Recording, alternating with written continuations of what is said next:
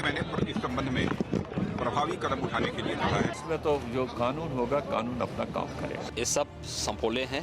इस तरह की हरकतें उनके वजूद पर बहुत भारी पड़ेगी। ये कौन होता है? इतने देर जेल में रहा, कोई चू तक नहीं किया। हिंदुस्तान की सरजमी पर पाकिस्तान के नारे। पाकिस्तान का क्या पैगाम? कश्मीर बनेगा पाकिस्तान। तेरा मेरा क्या अरमान? पाकिस्तान पाकिस्तान। जम्मू कश्मीर में लहराया पाकिस्तान का झंडा। देशद्रोही मसरत आलम ने एक बार फिर भारत के खिलाफ आग उगली।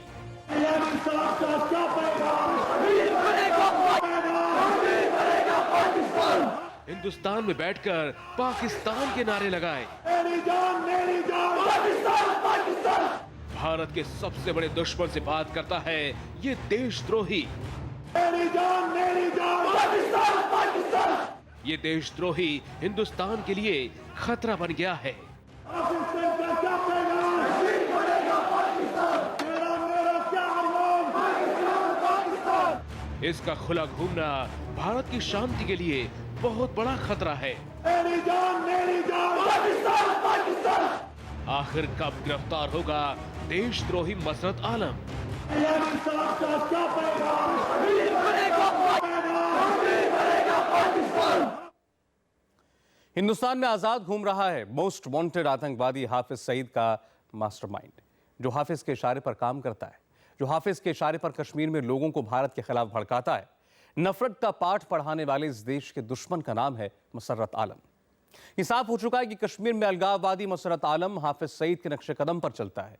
कश्मीर में जो नफरत सीमा पार से हाफिज सईद फैलाता है, वही काम मसर्रत आलम कश्मीर में बैठकर करता है। खबर है कि कल के वाकये के बाद हाफिज सईद ने मसर्रत को फोन करके उसे शाबाशी भी दी। इन दोनों के बीच 5 मिनट में 7 बार बात हुई।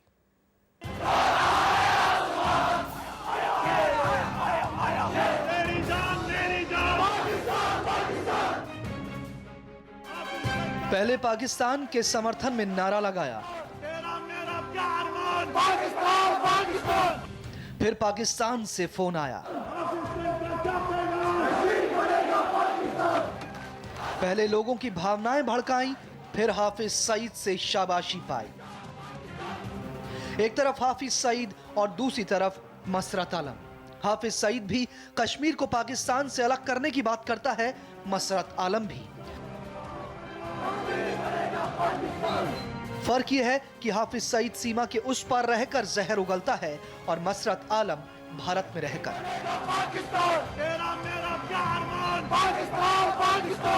मुंबई हमले के गुनहगार और भारत के सबसे बड़े दुश्मन हाफिज सईद के नक्शे कदम पर ही मसरत आलम काम करता है।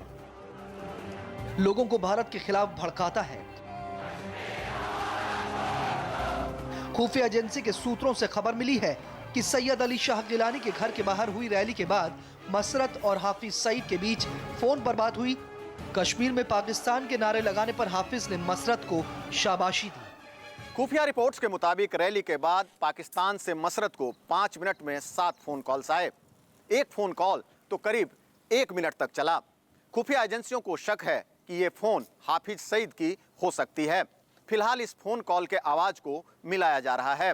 रैली के बाद पाकिस्तान से जितने भी फोन आए, सब में रैली को आयोजित करने के लिए शाबाशी दी गई थी।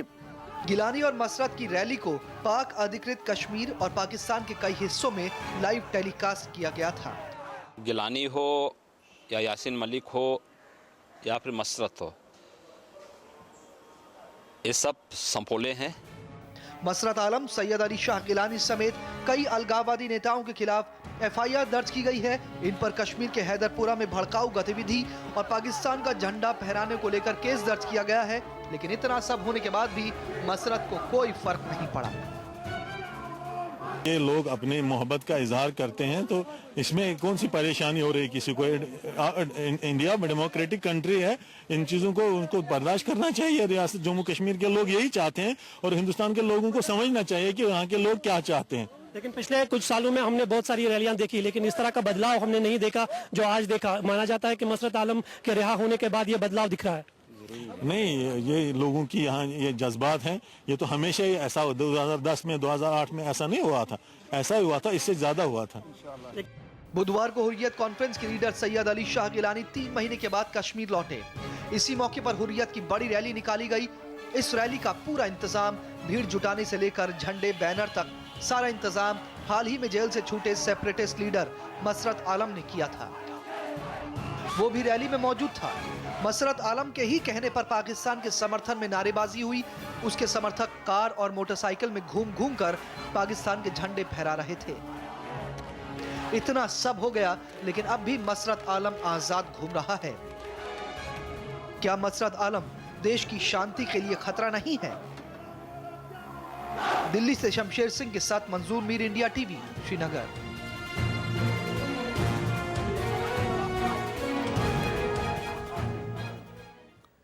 देशद्रोही मसरत आलम को लेकर केंद्र और जम्मू कश्मीर सरकार एक बार फिर आमने सामने है। मसरत आलम को केंद्र सरकार गिरफ्तार करना चाहती है। केंद्रीय गृह मंत्री राजनाथ सिंह ने मसरत आलम की पाकिस्तान के समर्थन में नारेबाजी पर कड़ा एतराज जताया है। राजनाथ सिंह ने मुफ्ती सरकार से मसरत को गिरफ्तार करने के लिए कहा, लेकिन मुफ्ती सरकार मसरत को गिरफ्तार करने के पक्ष में नहीं है। वो सिर्फ उसे नजरबंद करना चाहती है। हाफिज सईद का क्या पैगाम? कश्मीर बनेगा पाकिस्तान, तेरा मेरा क्या अरमान? पाकिस्तान, पाकिस्तान। 5 साल ये देशद्रोही सलाखों के पीछे रहा। जम्मू कश्मीर सरकार ने इसे हाल ही में रिहा किया, लेकिन ये देशद्रोही अब भी नहीं सुधरा। ये अब भी हिंदुस्तान में रहकर हिंदुस्तान के खिलाफ जहर उगलता है।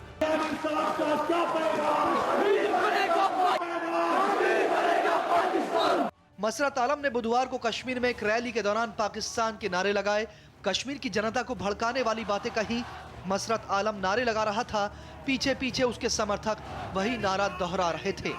मेरी जान, मेरी जान, पाकिस्तान, पाकिस्तान। इस नारेबाजी में मसरत पब्लिक को उकसा रहा था, उन्हें हिंदुस्तान के खिलाफ भड़का रहा था। हाफिज सईद का क्या पैगाम? कश्मीर बनेगा पाकिस्तान, तेरा मेरा क्या अरमान? पाकिस्तान, पाकिस्तान।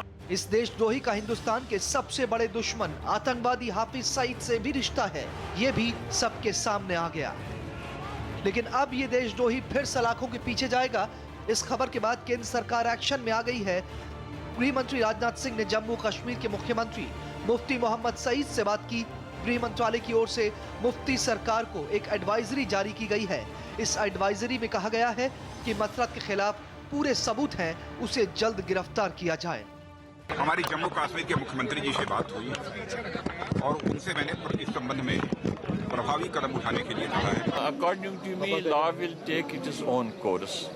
जिसने कोई गलती होगी उसमें तो जो कानून होगा, कानून अपना काम करेगा।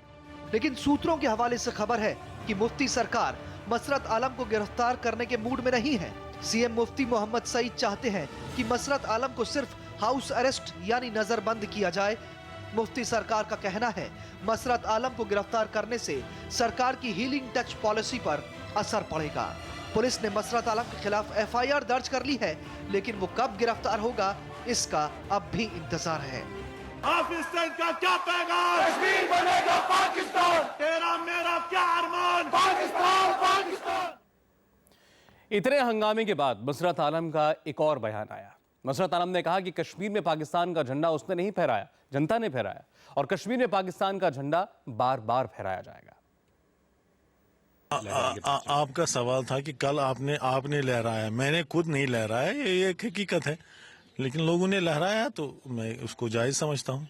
आगे भी काफी सारी रैलीज होगी, क्या आपको लगता है कि उनमें अगर आपको मौका मिले आप पाकिस्तानी फ्लैग से लहराएंगे या पाकिस्तानी स्लोगन्स देंगे? देखिए, ये लोगों का काम है झंडे लहराना वगैरह, तो वो लोगों पे आप छोड़ दीजिए, लेकिन ये पहली बार नहीं है, ऐसा होता रहा है, ऐसा होता रहेगा।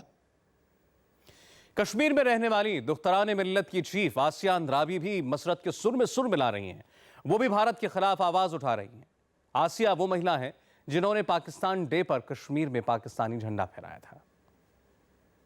कल जो रैली हमने देखी, खुले आम जो है उसमें पाकिस्तानी के समर्थन में नारेबाजी हुई, पाकिस्तानी झंडे लहराए गए, क्या कहेंगे आप? जी, मैं यही कहूँगी कि ये हमारे जज्बात का इजहार है। जो जज्बात हमारे दिलों के अंदर हैं, उन्हीं जज्बात का इजहार था ये। इसलिए जब कभी भी कश्मीरी मुसलमानों को सड़कों पे आने का मौका मिलेगा तो आपको ऐसी रैलियां देखनी पड़ेंगी। कश्मीर हिंदुस्तान का हिस्सा नहीं है। हिंदुस्तान एक जारिया की हैसियत रखता है हमारे लिए। हिंदुस्तान ने नाजायज कब्जा जमाया हुआ है कश्मीर पे। इसलिए सीधी सी बात है, हम पाकिस्तान के साथ जाना चाहते हैं। हम कश्मीर का मुस्तकबिल पाकिस्तान के साथ देखना चाहते हैं। और ये मसरत आलम पाकिस्तान में कैसे हीरो बना, ये आपको बताएंगे एक ब्रेक के बाद। हम आपको दिखा रहे हैं हिंदुस्तान की सरजमी पर पाकिस्तान के नारे लगाने वाले देशद्रोही मसरत आलम की खबर। मसरत आलम का मामला सिर्फ भारतीय मीडिया में नहीं, पाकिस्तानी मीडिया में भी छाया रहा, लेकिन नफरत फैलाने वाले इस मसरत को पाकिस्तानी मीडिया ने हीरो बना दिया। भारत में रहकर पाकिस्तान के नारे लगाने पर मसरत आलम का कड़ा विरोध हो रहा है। मांग उठ रही है मसरत आलम को जल्द गिरफ्तार किया जाए। लेकिन यही मसरत आलम कल के कारनामे से पाकिस्तान में हीरो बन गया है। पाकिस्तानी मीडिया में ये मसरत आलम छाया रहा। भारतीय हुक्मरानों को उस वक्त शदीद धचका पहुंचा जब श्रीनगर पाकिस्तान जिंदाबाद के नारों से गूंज उठा। कश्मीरियों की रैली में सब्ज हिलाली परचम इस शान से लहराया कि श्रीनगर पाकिस्तान का हिस्सा नजर आने लगा। कल मसरत की नफरत की खबर पाकिस्तान के सभी चैनल्स पर छाई रही। जिस मसरत ने नफरत की बात की, आतंक की बात की, कश्मीर को अलग करने की बात की, वो मसरत पाकिस्तान की नजर में हीरो बन गया। हुर्रियत कॉन्फ्रेंस के सरबराह सईद अली गिलानी नई दिल्ली से श्रीनगर पहुंचे तो उनका इस्तकबाल करने के लिए हुर्रियत रहनुमा मसरत आलम की क़यादत में अवाम का समंदर उमड़ पड़ा।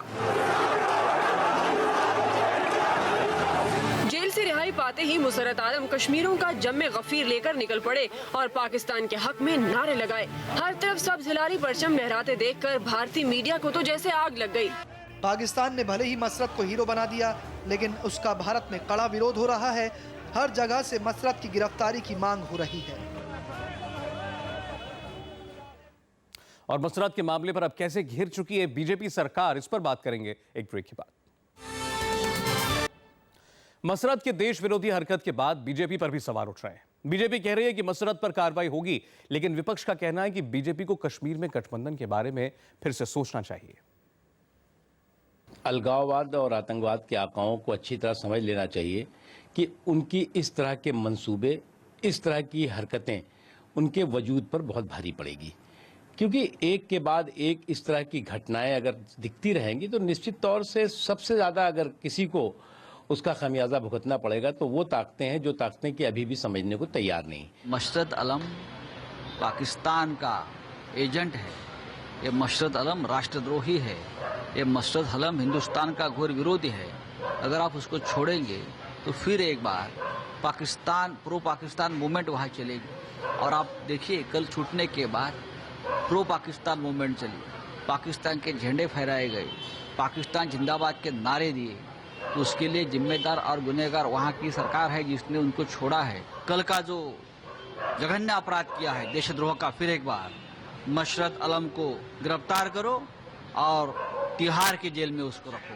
कॉमन मिनिमम प्रोग्राम ने भारतीय जनता पार्टी ने स्वीकार किया है कि वो हुर्रियत कॉन्फ्रेंस के नेताओं से वार्ता करेंगे। ये उसी का नतीजा है। इसलिए भारतीय जनता पार्टी को गठबंधन के बारे में दोबारा सोचना चाहिए।